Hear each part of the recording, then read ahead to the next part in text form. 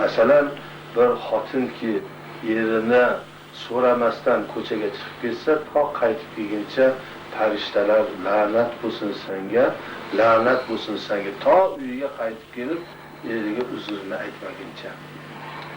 Payg'ambarimiz Muhammad sallallohu alayhi vasallam 10 ta odamga shu hayotida jannatiylikni bashorat qilgan.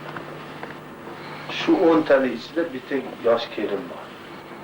Eri men jihoddan qaytib kelgunimcha ko'chaga chiqmaysiz deb ketgan. Eri jihodga ketgan, bu ota kasal bo'lib qolgan. Bolalar keladiki, otamiz kasal, erim chiqmagin, norizo bo'laman deganda o'tiraveradi. O'ldi deb xabar kelsa ham bormaydi. Ana shundan keyin er kelgandan keyin borib Fatiha o'qib kelishadi.